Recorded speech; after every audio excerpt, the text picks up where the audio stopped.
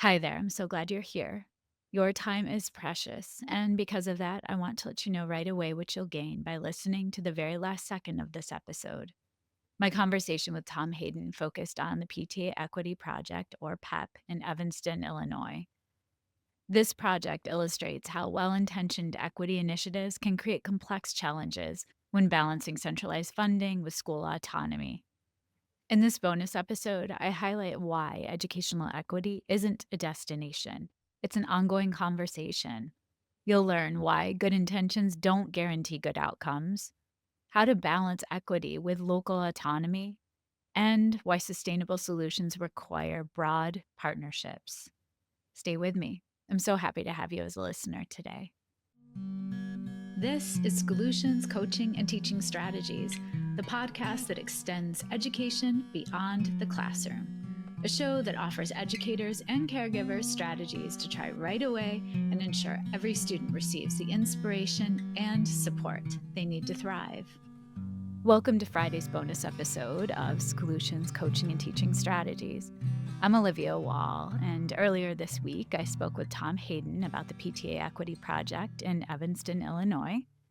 That conversation left me with so many thoughts about educational equity, school funding, and community collaboration that I wanted to share with you today.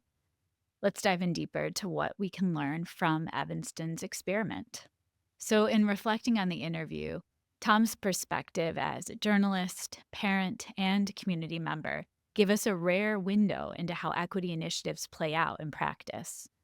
What struck me most was how a seemingly straightforward idea, like pooling PTA funds to ensure all schools have equal resources, created such complex ripple effects throughout the community. If you have not already listened to the episode, press pause here, go back and listen, and then circle back to this bonus. And if you have already listened, this is a good reminder of the context. The PEP fund started with $650,000 from wealthy school PTAs, and while it did provide field trips to students who had never had them before, it also is burning through money at an unsustainable rate. The funds created hidden fundraising, community tensions, and questions about who should really be responsible for certain school improvements. As educators and parents, we're often drawn to bold, sweeping solutions. But Tom's reporting reminds us that the implementation details matter tremendously. Good intentions don't automatically translate to good outcomes. And Tom shared a story that touched on a fundamental tension in education, that question of how do we balance equity with autonomy? Often, when we centralize resources, we may distribute them more fairly, but we also risk removing agency from individual communities. I was particularly struck by Tom's example of black market PTAs forming when parents couldn't buy simple gifts for teachers. I shared in the episode it reminded me of my own experience teaching in New York City, where I felt uncomfortable being auctioned off at a wealthy school's gala. And let's not forget, every community has its own definition of what their students need. For some schools, it might be basic supplies or field trips. For others, it might be enrichment programs or guest speakers. That's why a one size fits all approach to equity often fails to account for all of these differences.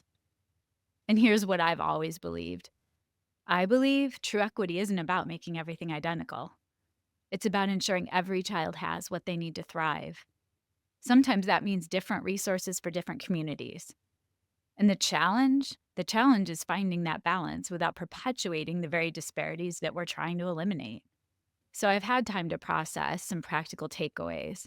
What can we learn from Evanston's experience?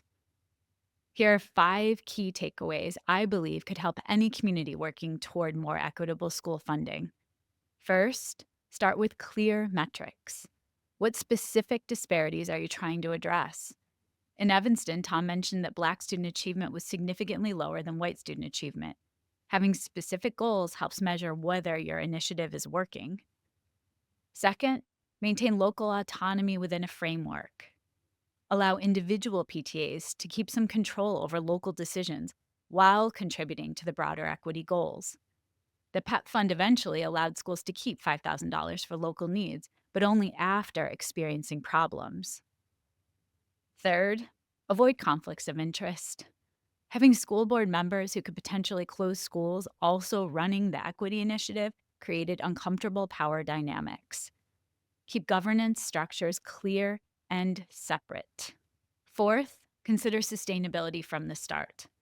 Any equity initiative needs a sustainable funding model. Relying solely on one time contributions from wealthier schools created a ticking clock for Evanston's program. And finally, build broader community partnerships.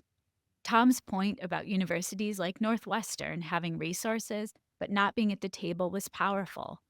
Educational equity shouldn't fall solely on the PTAs or even school districts. It requires businesses, higher education, city government, and other organizations working together. And I've been thinking a lot about my own experiences with school funding disparities. When I taught in City Heights in San Diego, my students, mostly Somali refugees, had so few resources.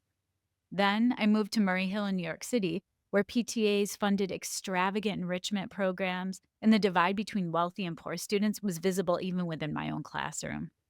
Neither extreme felt right.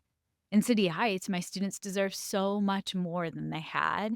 In Murray Hill, the wealth created uncomfortable dynamics and expectations at times. What I believe now is that we need transparency and collaboration above all. When we make funding decisions behind closed doors or without involving all people impacted, we miss crucial perspectives. And so then I've been wondering, what if instead of just pooling money, we first pooled our understanding of what different schools actually need?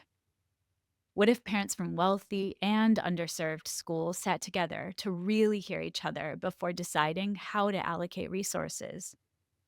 And I can't stop thinking about Tom's point regarding universities. Cornell and Ithaca College are right here in Ithaca. What role should they play in supporting our public schools?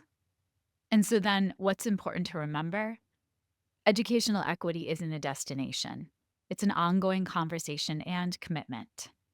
The PTA Equity Project in Evanston shows us both the power and the limitations of community-driven initiatives. What I hope you take from this conversation is that equity work requires both bold vision and careful attention to detail. It requires seeing the big picture while also respecting the unique needs of each community. And so, with that said, I'd love to hear your thoughts. How does your community approach funding disparities between schools? What equity initiatives have you seen work well? Send me an email at solutionspodcast@gmail.com or leave a comment. Thank you for joining me for this bonus episode. I can't wait to see you on Monday. Solutions Coaching and Teaching Strategies is created, produced, and edited by me, Olivia Wall. Thank you to my older son, Benjamin, who created the music playing in the background. You can follow and listen to Solutions wherever you get your podcasts, or subscribe to never miss an episode and watch on YouTube.